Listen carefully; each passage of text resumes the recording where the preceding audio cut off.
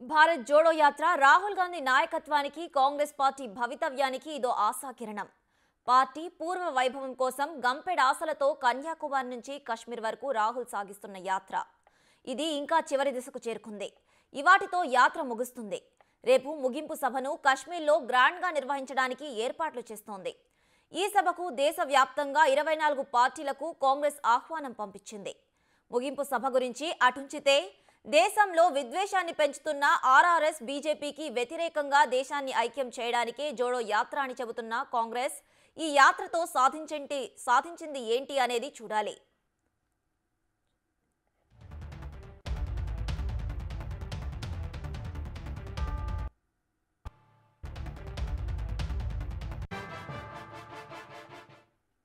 రాజకీయం కోసం కాదు, విద్వేషాల నుంచి దేశాన్ని కాపాడడానికి అని ఎంత చెప్పినా ఈ ప్రయత్నం ఎంతో కొంత పొలిటికల్ మైలేజ్ పెంచుతోందని కాంగ్రెస్ భావిస్తోంది. అయితే అనుకున్నంత స్థాయిలో కాకపోయినా కొంతమేర అయినా రాహుల్ గాంధీ దేశంలోని రాజకీయ శక్తులను ఏకం చేశారా, కాంగ్రెస్ పొలిటికల్ మైలేజ్ పెరిగిందా అనే ప్రశ్నలు జోడో యాత్ర ముగింపు సమయంలో వినిపిస్తున్నాయి.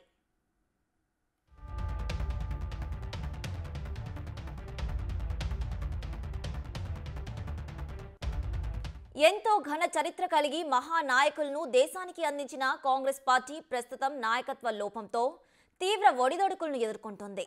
నాయకత్వం బలంగా లేకపోవడంతో అధిష్టానాన్ని వ్యతిరించలేక నేతలకు పార్టీలో ఎక్కువయ్యారు. దీనికి తోడు వరుస పరాజయాలు. 2014 ఎన్నికల్లో 44 ఎంపీ స్థానాల్లో సరిపెట్టుకున్న పార్టీ 5 ఏళ్ల తర్వాత 2019లో కూడా ప్రభుత్వ వ్యతిరేకతను అనుకూలంగా మార్చుకోవడంలో ఫెయిల్ అయింది. రాహుల్ నాయకత్వంలో జరిగిన 2019 ఎన్నికల్లో కూడా కేవలం 52 స్థానాలకే పరిమితమైంది.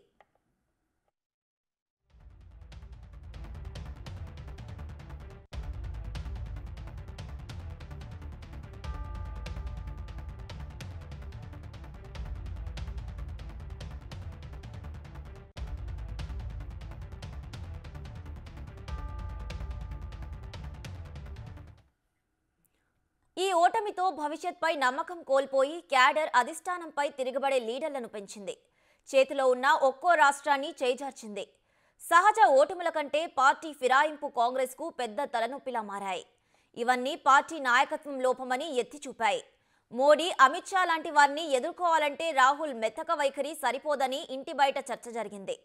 గెలుపోటములు సంగతి తర్వాత కానీ పార్టీ శ్రేణుల్లో నమ్మకాన్ని పెంచాల్సిన అవసరం రాహుల్ గాంధీకి ఏర్పడింది. దీంతో గత మేలో ఉదయ్పూర్లో జరిగిన కాంగ్రెస్ చింతన్ శిబిరంలో మేధోమథనం చేసి భారత్ జోడో యాత్రకు రూపకల్పన చేశారు.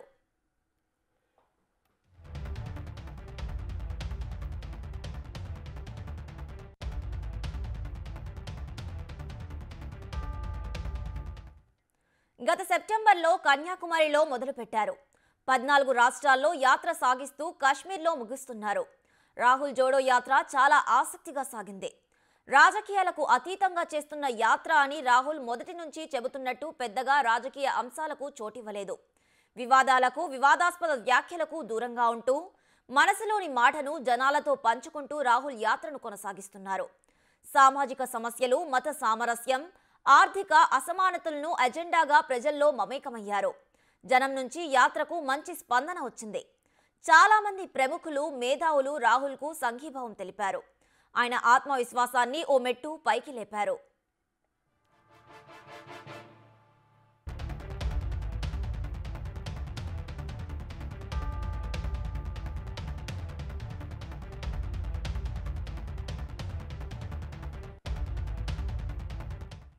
చాలా రాష్ట్రాల్లో పొలిటికల్ పార్టీలు కలిసి రాకపోయినా కశ్మీర్, మహారాష్ట్ర, తమిళనాడు లాంటి రాష్ట్రాల్లో ఇతర పార్టీల నాయకులు కూడా యాత్రలో భాగమయ్యారు.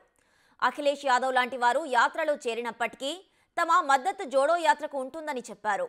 అటు రాహుల్ చిన్నా చితకా ప్రెస్ మీట్లు మినహా ప్రధాని మీడియా ఛానళ్లకు దూరంగానే ఉన్నారు. కానీ సోషల్ మీడియా, పార్టీ యూట్యూబ్లో యాత్ర అప్డేట్స్ ఇస్తూ వచ్చారు. ఇది రాహుల్ గాంధీ ఇమేజ్ను పెంచాయని చెప్పాలి. ప్రతిపక్షాలు ప్రచారం చేస్తున్నట్టు తాను పప్పు కాదు, నిప్పు అని జోడో యాత్రతో నిరూపించుకున్నాడు. పార్టీ నాయకుల్లో కూడా ఆత్మవిశ్వాసం పెంచానడంలో సందేహం లేదు. అయితే ఎన్నికల రణరంగంలో జోడో యాత్ర ప్రభావం ఎంతవరకు ఉంటుంది అనేది రానున్న రోజుల్లో తెలియాలి.